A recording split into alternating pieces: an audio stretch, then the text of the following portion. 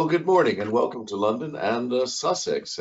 We have from the University of Sussex our guest today, Professor Robert Barrington, who is Professor of Anti-Corruption Practice. And we'll learn a lot about that in today's presentation. And the title today is Corruption, Capital, Power, Today's World Through the Lens of Corruption. Now, you all know me, Michael Mainelli. I'm one of the directors of ZIEN, and I'm delighted to be able to introduce so many of these webinars, and I can only do so through the generosity and tolerance, may I say, of our sponsors, who range widely and freely across the world, allowing us to range widely and freely across just about anything to do with technology, economics, and finance. And today, of course, at the very, very core of many of the processes that we have, many of the geopolitical relations, is the issue of corruption. Now, Robert is an outstanding person in this field. I don't mean he's corrupt, the usual joke now out of the way. I mean that he's anti-corruption. Robert has had a huge role in Transparency International and has brought out a book, but most importantly, teaches anti-corruption practices, and we'll hear about that. Now, today's agenda is familiar to many of you who come to FS Club. My job is to get out of the way as quickly as possible. You've read Robert's biography a couple of times just to register. Robert will be giving a keynote sort of presentation for about 20 minutes, and then we'll have a fairly interactive Q&A. If I could make 3 points quickly. The first is, yes, the slides are available. In fact, they're already up on the website. Secondly, we will be posting this recording in approximately 2 working days, so it should go up midday on Wednesday, and fun to share with friends, colleagues, family, whatever, or your local dictator. We don't really mind. Please get it out there. And very, very finally, please do type your questions, comments, observations, experiences into the chat bar, and I will try and feed them into a conversation with Robert in our final 20 minutes. A reminder that all your questions and comments with your emails attached will go to Robert, so he can respond to you individually. If you've got something private, you just want to contact him, please stick it in there and we will make sure that he gets all of that. Now, from a personal point of view, it's been a bit of a crusade of mine and, in fact, the ZIEN for many years. We've published numerous reports on anti-corruption. In fact, have a special report coming out next week on eliminating online fraud. We've run a large campaign on anti-money laundering, trying to strengthen and simplify it over the past 2 years, which came to a close last October, which consisted of some 8 events, all on FS Club. So we care about this. But I did write a speech many years ago, which I delivered with Robert at an event at Gresham College, which said what I like about this country is it has a nice level of corruption. And I think a lot of us who are in the trade and the practice realize that realistically, we probably never will eliminate it. But I think what you'll get from today is that current levels are certainly intolerable, particularly in a world that we would like to reshape and reform for the better. But with that introduction, I'd like to hand over to Robert. Robert, the floor is very much yours. Thank you, Michael, and good morning to everybody. It's a pleasure to be speaking here today. Peter, if we could go on to the first slide, what are we talking about? So what I'm hoping to do today is just give a glimpse of some recent world affairs through the lens of corruption. And my thesis here is not that corruption is everywhere and it's an absolute catastrophic situation, but if you understand corruption, you will understand the world better, and that can help in all sorts of ways. What are we talking about when we use the word corruption? Well, here are a couple of well-known and very obvious quotations and definitions. First off, Lord Acton from the 19th century, power tends to corrupt and absolute power corrupts absolutely. The crucial point there, of course, is who has power. And Transparency International's definition, the abuse of entrusted power for private gain. Next slide, please. So we won't go into those definitions in detail, but just take into your minds the thought that anybody who has power is in a position potentially to act corruptly. Well, where does that happen? This map is very well known, TI's Corruption Perceptions Index. This maps corruption in the public sector around the world, at least perceptions of it. The methodology of this has absorbed whole conferences, series of academic debates, as to whether this really shows what the levels of corruption are and how accurate is it and so on. In fact, so detailed have the debates been that others have come up with similar attempts to map global corruption. And my observation is more or less whatever methodology you use, they all come out looking about the same. So assume this one's roughly right. Next slide, please. This tells you some regional averages for perceptions of corruption. You'll see Western Europe always does well, thanks to the Scandinavians. It's particularly high, and some regions always do particularly badly. It's no surprise, I think, to see Sub-Saharan Africa there. Next slide, please. One of the issues with taking the word corruption is that it covers a multitude of sins, and you might be talking about cronyism in politics, you might be talking about bribery. If you break it down into component parts, then you can get more accurate readings. So for example, this survey called the Global Corruption Barometer actually goes out and asks people, it gets pollsters like Ipsos Mori to go out and ask people, have you paid a bribe in the last year to one of 12 public services, and who did you pay it to? You'll see there that in India, 39% of people said yes, they had paid a bribe to a public service in the last 12 months. In Japan, it's 2%. So you get much more granular detail the more you break this subject of corruption down into different themes. Next slide, please. So we're now going to do a quick opinion poll of you, the audience. Could you tell us, please, how much do you think is payable pre-Taliban as a bribe to become a police chief in Afghanistan, if you select one of these?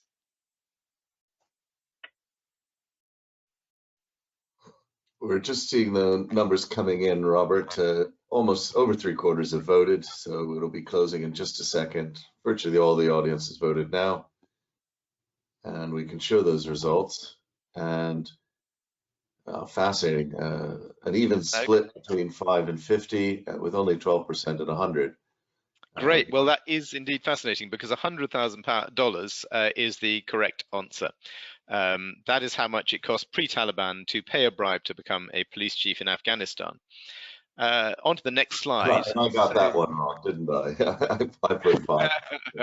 Yeah, I want to learn how I make 100,000 in Afghanistan. So that's, of course, the key point here is once you've paid your 100,000 to become a police chief, how do you recover the money?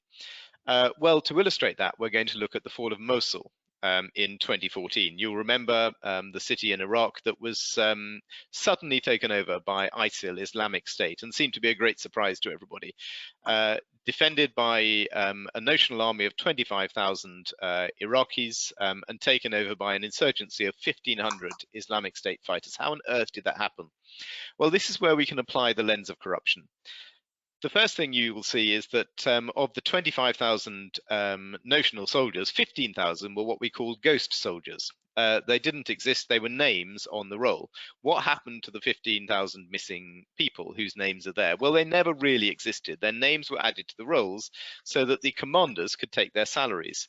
Likewise, in Iraq, just as Afghanistan, you were able to pay to secure a public office. And in this case, there was a price list that was available for all the officers in the Iraqi army, how much you had to pay. And the net result of that is you not only have fewer soldiers, you also have unqualified and absent leaders. They've simply purchased their rank. One of the quirks of the arrangement of the Iraqi army was that the commanders had the charge of the budgets for food.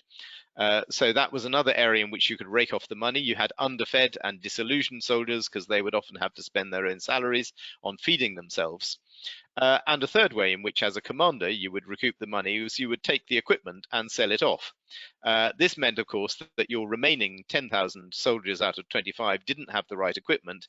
And who, of course, is likely to buy it on the black market? It's actually the very people who are the insurgency against you. So you find that you have a well-armed civilian insurgency against you, using your own equipment against your soldiers who didn't have it.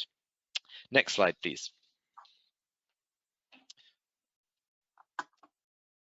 Well, that of course brings us to Afghanistan. What role did corruption play in the rapid fall of the Ghani government? You'll see from the Mosul example that a military that is riven with corruption is not going to be able to defend its territory very well for all sorts of reasons: disillusionment, low morale, lack of equipment, poor leadership, and so on.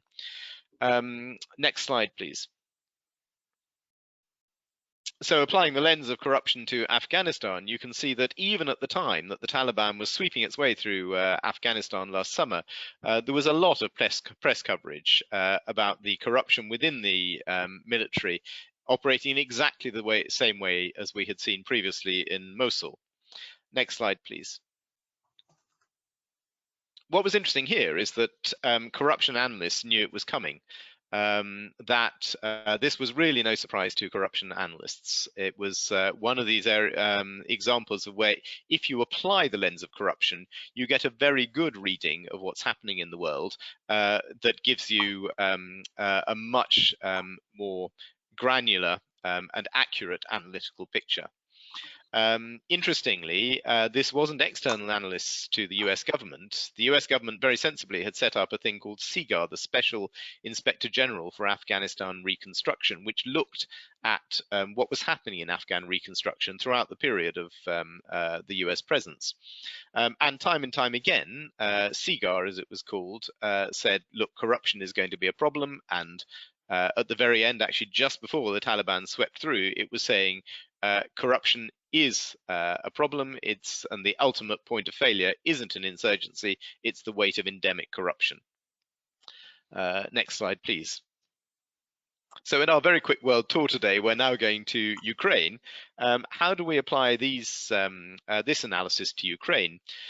Well, the interesting thing here is the comparison between the collapse of the Ukrainian military in the face of Russian attack in 2014, not just in Crimea, but in eastern Ukraine, in 2014 versus 2022. What on earth is the difference there? Well, in 2014, you can see a considerably weakened Ukrainian military, strongly weakened, that's a mixed metaphor there, considerably weakened by corruption. But what was interesting there is that it was very, very quickly recognized by NATO that there was a problem of corruption in the Ukrainian armed forces.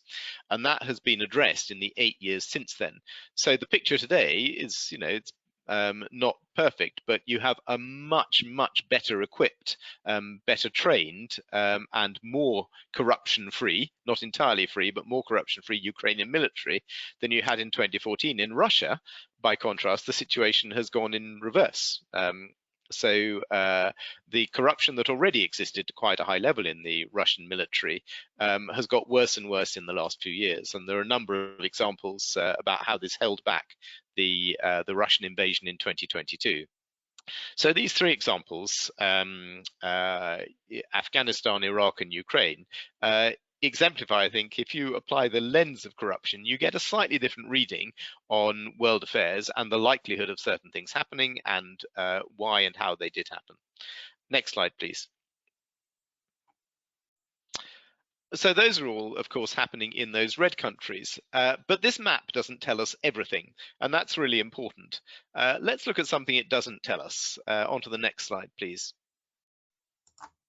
So it doesn't tell us about corrupt capital flows. If corruption is about the abuse of power and also about private gain through the abuse of power, the private gain is usually in a couple of areas. One area is in consolidating and increasing your own power. The other area is usually in some kind of financial reward. Where does the money go? Well, you're probably not going to want to keep it in Afghanistan or Iraq.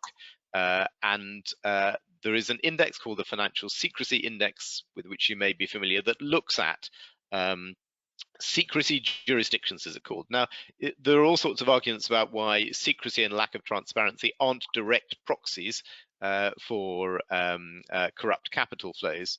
But just bear with me for a moment and assume that places that are more secret, less transparent in terms of financial markets are good places for attracting corrupt capital. You'll see here that it more or less inverts that previous map, the TI map, by saying places like Switzerland and Singapore are actually magnets for corrupt capital. Now, of course, you can argue about whether that is corrupt itself, laundering or attracting the corrupt money, but you do see that this is a natural place for those funds to flow. Next slide, please. And of course, that includes London, known for a while amongst aficionados as Londongrad, and now more popularly as Londongrad, since the government has had a look at what's been happening in Ukraine. London is one of a number of financial centres which is both a clearinghouse and a destination for corrupt capital. That doesn't mean necessarily that London is deliberately complicit in it. If you're a large financial market in a stable jurisdiction, of course you're likely to attract corrupt capital. Interestingly, London is considered high risk by the US authorities, and it's true to say that successive US governments have been pretty ambivalent about acting. But there's been a new focus since Ukraine from the British government. Some of these are old initiatives that have been revived: Unexplained Wealth Orders, Magnitsky sanctions, beneficial ownership transparency, promises to reform the overseas territories and crown dependencies, and particularly a focus on what are called professional enablers. If you're an oligarch or a kleptocrat with stolen billions, you can't just take that money and put it in a bank account abroad. You'll want shell companies, accountants, lawyers, banks, other financial services to help you do that, the so-called professional enablers. And this is a big focus now on UK government policy. Next slide, please. So what's the future of Londongrad? Well, there are some really unknown big questions here. Will the government appetite continue beyond the Ukraine crisis? Will it extend beyond Ukraine? Are we going to just be targeting Russians, or are we going to look at other oligarchs and kleptocrats whose funds find their way to the UK? What kind of compromises will a post-Brexit economy need? Might we know that we are a centre of corrupt capital, but think maybe that's necessary in a post-Brexit economy? Labour and Lib Dems, the opposition parties, have been very, very strong on these things, lots of policy announcements. Would they stick to their promises if they got into office? And indeed, if Boris Johnson, the current Prime Minister, no longer stays in office, who would succeed him and what would their attitude be? So I think the future of Londongrad is really up for grabs at the moment, and certainly anti-corruption campaigners are pushing very, very hard in all these different entry points. Next slide, please. Well, we can see that this is a problem that spans the globe. There's an interesting question here about who's in charge of doing something about it. We have a couple of big international conventions, UN Convention, OECD Anti-Bribery Convention, a couple of big international organizations that have taken it quite seriously, notably the IMF and NATO. It was principally NATO interventions in Ukraine that really strengthened the military in that 2014 to 22 period. But what really has made a difference in the past is the active leadership of the United States and its allies. What we're also seeing is that in some of those international forums that deal with corruption, like the UN Convention, Russia, China and their allies are actually now aiming to seize the agenda, as they have in so many other global institutions. So there is a bit of a fight going on for who controls the narrative and activity against global corruption. Next slide, please. That is a very quick zip around the world, and I've missed out some really big things. What's going on in China itself and in Chinese foreign affairs, COVID-19 and multiple procurement scandals around the world, the links between corruption and climate change, what's happening with Johnson, Trump and populism in democracies, and particularly this issue of state capture, which we've seen in so many places and is being very strongly talked about in South Africa at the moment. Next slide, please. So what does all that mean? That's a bundle of information and opinions. What does it mean for companies and markets? The most obvious thing, which I think we all know, is corruption leads to uncertainty and political instability. There's an unreliability of data, which I think puts the emphasis on the importance of intelligence, granular, local level detail and information. Companies can be a target or a football in all of this. This is often operating at state level, and companies are secondary to the interests of those in power. there's a potential for very rapid change, whether it's in Ukraine, Iraq, or Afghanistan. You've seen that. And for my money, corruption is absolutely the key to understanding both geopolitics and national circumstances. And I think analysts should give it a much higher priority than they do. We all know it's somehow there and somehow important, but it's not really a focus in most companies of considered analysis. Next slide, please. As I said, that's a very quick tour. If you want to know more from us at Sussex, we run a CPD, Continuing Professional Development course, and also we've published this textbook called Understanding Corruption, which is a very quick guide around those subjects like bribery, state capture, with 18 case studies from around the world. And we'd be very happy, of course, to talk to you about either the book or the CPD course. Michael, I will hand back to you. Robert, thank you. That was fantastic. And I really agree with your core premise here that understanding corruption is a very important lens for looking at the world, particularly for those of us in technology, economics, or finance. You know, whether it's technology, we spend all our time trying to do passwords and other forms of keeping people out, whether it's certainly on the financial sector. It's enormous. And in fact, one of the great trade figures I love to quote is the WTO's estimate, the Trade Organization estimate, that 25 to 40% of trade is non-financial. That doesn't mean it's corrupt, but it certainly leads to some interesting observations. Or, for example, we conducted a study a couple of years ago, as did Boston College, looking at the number of cryptocurrencies that had sort of folded and run with the money. And both studies concluded that over 60% were complete and out-and-out scams, and had done so, not meaning the remaining 40% were clear. And that's an enormous sector that, as the press has devoted much time and attention to. So very, very important there. Just a quick question to start us, if you don't mind. One could also, though, point the finger a little bit closer to home. So we had a tremendous amount of corruption on private protection insurance. You know, millions of people claiming for PPI that they never had. We've also had some huge PPE scandals here. I guess anything with PP should give us a bit of a warning. You know, what about, how do you draw the line between corruption and fraud, or is there one? Yeah, that's a really good point, and they are often talked of in the same breath as economic crime more generally, and often you have teams in companies or regulators that deal with them both together. I think they're very separate, actually. And just to differentiate at a very basic level, I talked about power at the very start of my slides. You know, I think this question of who has power is important. So fraudsters are generally not people who are in positions of power. If you are in a position of power, then that often goes hand in hand with corruption. So I would draw that distinction between who holds power. There was a political alderman, actually, in John Mortlock in Cambridge in the late 1700s, and he set up a bank up there. But he said, what you call corruption, I call influence. And I think that kind of covers the power bit in a way, that there needs to be power involved in it. We have another question here from Hugh Purser. Sometimes corruption is described as being culturally based, normally smaller scale, everyday stuff. Is there any evidence to support this?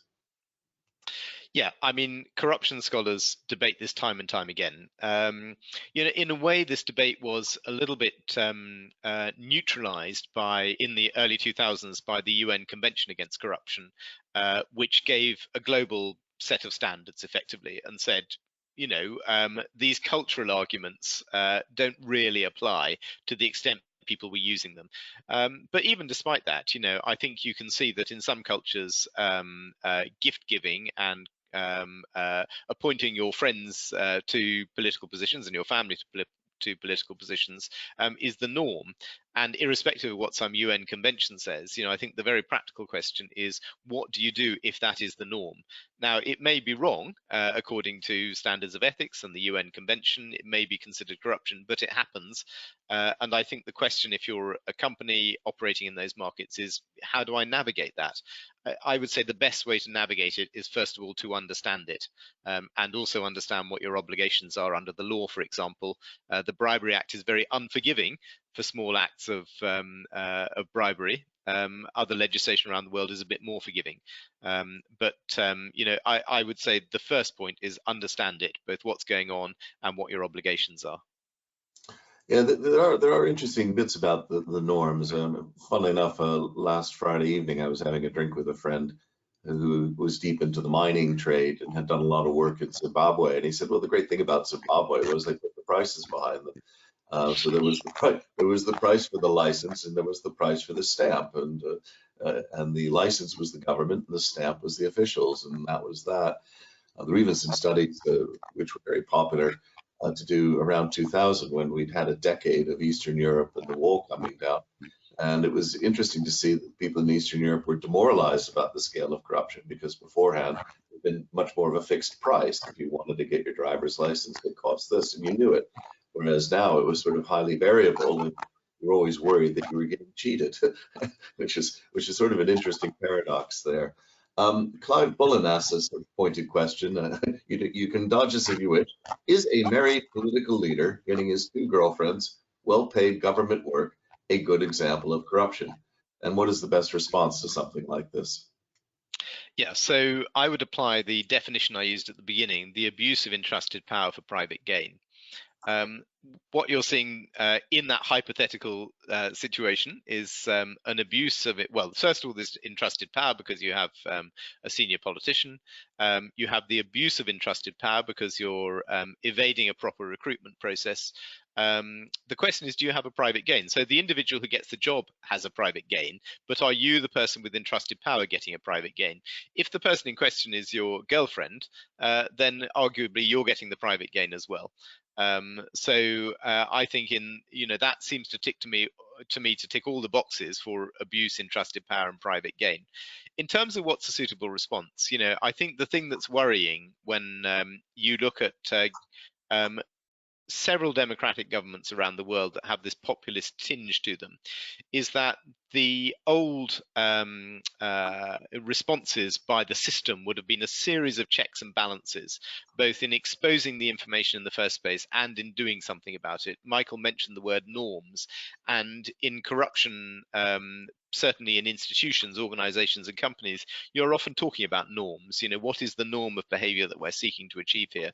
And normally it's that somebody at the top of the institution should not act corruptly.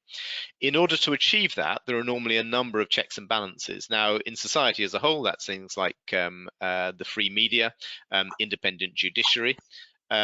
Within institutions, it's about having things like ethical codes, internal corrective mechanisms like reviews when the code has been breached, and so on. The issue I think we have with a kind of Johnson or Trump type administration is that they are very scornful of those checks and balances, and in fact often quite deliberately promote the removal of them or the evasion of them. I think there is a little bit of trouble for mature democracies going on here, because it doesn't take much for corruption to take root, and it's very hard to get rid of once it has taken root. And these checks and balances, which are traditionally there in the system, have, by a number of administrations, I think the Johnson administration is an example, really been challenged and in some cases completely pushed aside. Mark Cliff was wondering if you could talk a little bit more about the distinction between official governmental corruption and business corruption. Yeah, it's a very interesting one, and I come back to this question of who holds power. That entrusted power is much, much easier to see in a governmental position. So as a company, there are 2 sort of ways in which you can see corruption operating. The first is there are people in companies who sometimes have entrusted power.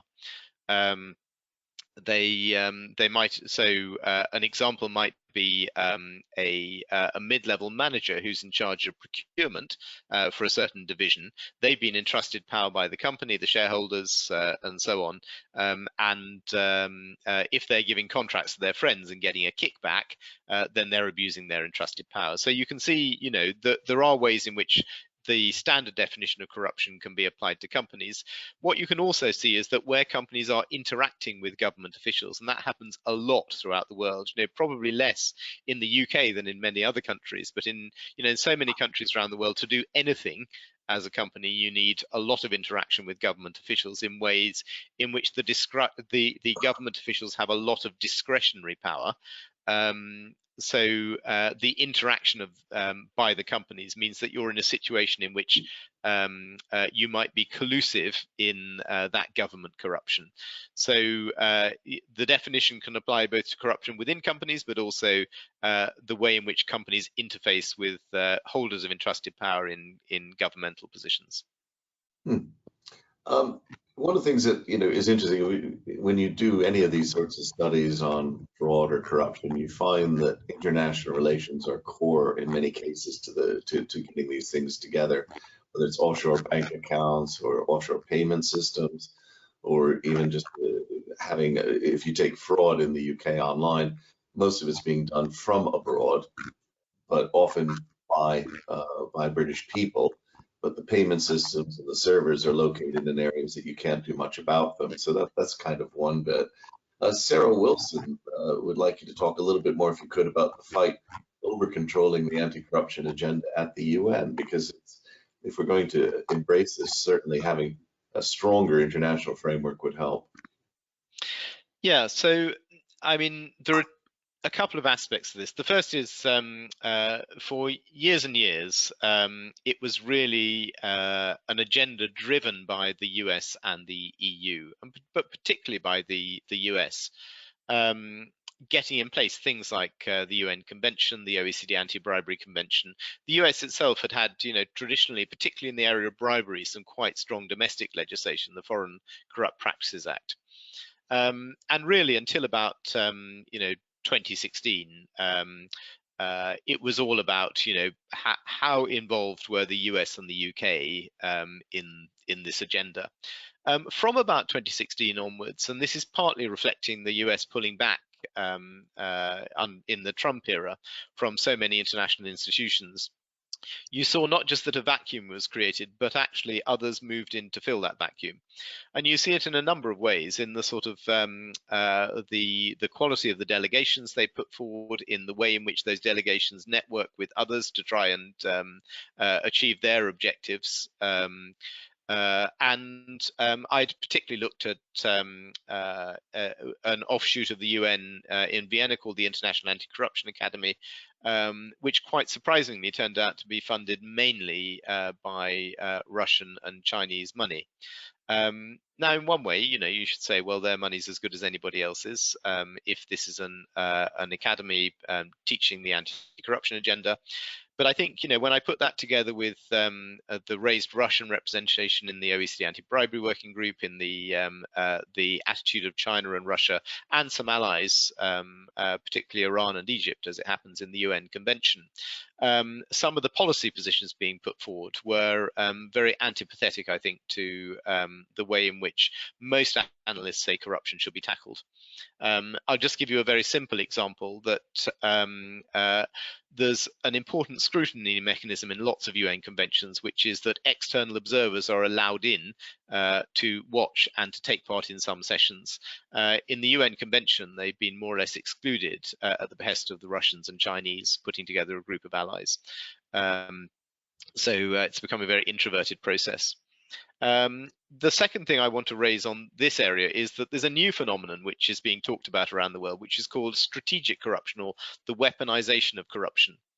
And that's in corruption in which one state very deliberately tries to undermine another state due to corruption, using corruption in order to pursue its foreign policy objectives.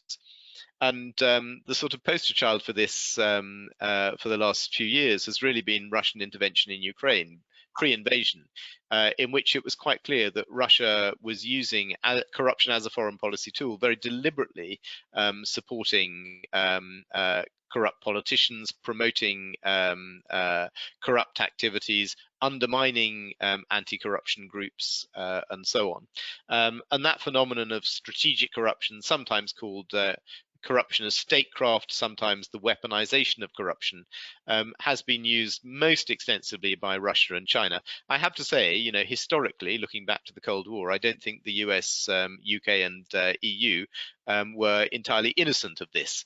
But I don't think they've used it as a foreign policy tool quite as actively and as extensively as Russia and China have in the last 3 or 4 years. Yeah, spycraft almost inherently involves corruption in a sense, doesn't it? Yes. It's interesting when you showed the secrecy indices and the inversion. I was a little disappointed that Britain came 13th on that list, but it is intriguing. We had a lovely series of lectures 20 years ago by Honora O'Neill, the Reith lectures. She questioned the limits of transparency. She said, transparency and openness may not be the unconditional goods that they are fashionably supposed to be. By the same token, secrecy and lack of transparency may not be the enemies of trust. Now, she wasn't, in fact, condoning things, but Maurizio Girga is curious, you know, how is the role of overseas territories and Channel Islands in money laundering going to change? And will the economic crime bill be effective? Yeah, I mean, this is a crucial question, I think. You know, on the Financial Secrecy Index, if you lump the UK together with its overseas territories and crown dependencies, it's pretty much the worst performer, I think. It's when you disaggregate them into separate territories that the UK goes to 13th. And you're right, you know, transparency is never the whole solution, and that's really important to know, that transparency simply tells you more about what's going on. It doesn't tell you what you can do about it, and it doesn't actually do anything about it unless it acts as a deterrent. So transparency has to be, you know, one of a number of steps, but it's a very important first step, I think. Certainly, if you talk to law enforcement officials in the anti-money laundering space, they'll say that, you know, time and time again, they are held up in doing anything simply by coming up against, you know, brick walls of impenetrable ownership structures. So transparency has to be part of a solution there. I think the issue that the British government has had for so long, particularly with the overseas territories, places like the British Virgin Islands, is that their financial system is really built on secrecy. And it's secrecy because for all sorts of reasons, you know, some legitimate, but a lot not legitimate, as we know from the Panama Papers leaks, people want to keep their assets hidden and secret. And if you're a jurisdiction that provides that as a service and you can no longer provide that, then obviously your economic viability as a jurisdiction is called into question. And I think the British government has never really had a good answer to, well, you know, what does the British Virgin Islands do if it's not selling secrecy anymore? So, you know, that needs to be resolved by the British government. I think the crown dependencies, Jersey, Guernsey, Isle of Man and so on, are in a slightly different category, but probably isn't time to go into that now. Yes, Dan Feeney, just very quickly, Robert, is there anything being done after the release of the Panama and Pandora Papers? Yes, I mean, amazingly, you know, they're so rich in material that people are still working on them. There have been a series of prosecutions worldwide by different jurisdictions, but it's very patchy, of course, because it depends who's in power at any one time as to whether they're going to take action. There's been no action in Russia, I think, against the various Russian oligarchs who were highlighted there. You know, for me, probably the biggest revelation of the Panama Papers is actually it gives a real insight into how the whole system works. It's effectively the transparency that campaigners have been asking for. Although it was involuntary transparency on behalf of the individuals and jurisdictions involved. Just recently, actually, the last couple of days in Panama, Fossek and Monseca came up to trial, and they were declared not guilty by the Panamanian courts. So although their company has closed down as a result of the Panama Papers, the two individuals involved were not held to account because they claimed everything they were doing was non-prosecutable. Not to say that it was legal, but it was non-prosecutable. No more film rights coming on. Yeah. Yeah. I'm going to try and wrap together 3 questions because quite a few questions here. Robert Woodthorpe Brown says Mikhail Saakashvili, that's the former president of Georgia, was very successful in eliminating small-scale corruption using technology. but less successful in the large scale area, for example, large scale contracts, which leads to Douglas Andrews making an observation that in advanced democracies, the UK and the US, there are high levels of lobbying. And he points to pharma, PHRMA, the pharmaceutical lobby, which has 4 many times as lobbyists in DC as there are members of Congress, and private donations to politicians, etc. Do you see these as examples of corruption? And very finally, John Burbage King, a fellow world trader whom I know has worked very, very hard at reducing corruption, says a major issue in culture is that those trying to gain contracts accept the demand and do not have the backbone to resist, but actually it does work to challenge the custom and not just roll back and accept. So democracies, the elimination and the role of culture. And if you can pack that into 1 minute, that'd be great. Well, let's start off with Georgia. That, I think the big lesson there is corruption is incredibly hard to tackle, and when it takes root. And that's why, it's so important that mature democracies like the UK and the US don't let it through the door, because once it's there, it's very, very hard to get rid of. And Georgia had tried under that government very, very hard and partially succeeded, but not wholly succeeded, and it's been going backwards. On the lobbying point, there is a big literature now about the question of legal corruption, which takes a completely different definition to the one that I've given you, the abuse of entrusted power for private gain, and talks about, what about when the whole system is captured effectively, and that's the charge against lobbying. Again, there isn't really time to talk about it, but there is a whole section on political corruption in the book, and Understanding Corruption, which has some useful case studies on this. And finally, John's point about the culture of accepting, I can only agree with him. In the end, you have as a company to be robust enough to push back against this stuff. Otherwise, you're not going anywhere. So from Graham Elliott, in an elective democracy, how do we make the fight against corruption a winning campaign when you've got a lot of other topics out there like the economy, immigration, defense, whatever?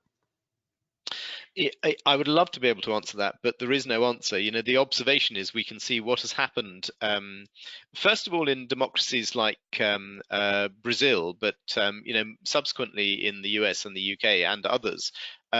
Populists with an anti-corruption agenda often come to power, talking about draining the swamp or the establishment or the elite, and it turns out that they are actually as elite and as corrupt as those that they were complaining about.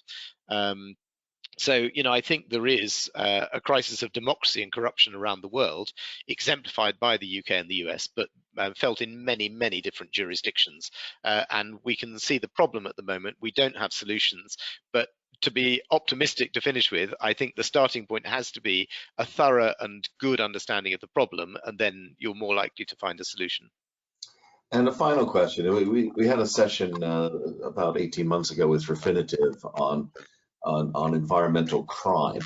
But Sarah Wilson says, you mentioned corruption and climate change as being connected. Could you just elaborate on that a little bit, please? Yeah, so there is a whole sort of work area in literature in lots of different organizations on this at the moment. 2 things I would pick out of it. The first is the question of whether climate change is being exacerbated by corruption. So, things that are meant to happen in terms of regulation, the application of legislation, are simply not happening due to corruption. So whatever UN treaties we manage to sign, in practice, they are simply not going to work because they're undermined due to corruption. And related to that is that increasingly financial and market-based solutions are being looked at to help tackle climate change, for example, trading in carbon offsets. And as soon as you have large amounts of money, you will inevitably attract both fraud and corruption. And that indeed we can now see quite clearly is happening. And the more money that goes into these things, the more that will happen. Yeah, I must say the offers that I get, or the colleagues and friends get, and I keep poking at them for large amounts of carbon offset in forests in developing countries, and I've not found one yet that was anywhere close to valid. It's a rough world out there, but I think as economists we need to discuss just as much as we discuss the distribution of goods, today was a good discussion of the distribution of bads. And so I think it is, as you point out, well worth our study and a lens we should focus on. If I may, 3 quick words of thanks as we close. First, to our sponsors. I think it's wonderful that you're supporting us in all of our endeavors, but part of our endeavors definitely need to be directed at stopping that distribution of bads. I'd also like to thank you, the audience. You've been particularly vibrant today. There are a few questions I didn't get to, and I'm already getting thank yous in for you, Robert, and one from Sarah Wilson, and book bought. So there you go. So that's not exactly what this is about, but it's nice to see. And we'll pass on to you any more thanks and all of those questions we missed. May I also point out to the audience that we've got a rich program ahead, as ever. I won't read it out, just to go and check it out on the website. But there are quite a few things coming up, not least tomorrow, no more dead polar bears, which I think you'll find an intriguing one on our scheme. We will be looking at shared schemes. And of course, one of the things about shared schemes is the legitimate usefulness of some of our Crown dependencies. We'll be looking at carbon emission accounts, where very clearly corruption needs to be there, and nearly brought the EU system to its knees in 2007 here in the West, without having to resort to third world issues. So there's a lot happening. But Robert, I've long admired your work in all those many years at TI, and now moving into academia, and your book. And I would like to thank you for all your work in this space and wish you the very, very best. On behalf of the audience, I have here our traditional FS Club Korean karmic clapper, legitimately bought, I hasten to add, and I'd like to extend our technology of applause. Thank you. Thank you. We look forward to having you back if you're so minded. It'd be really great. Appreciate it. Goodbye. Thank you.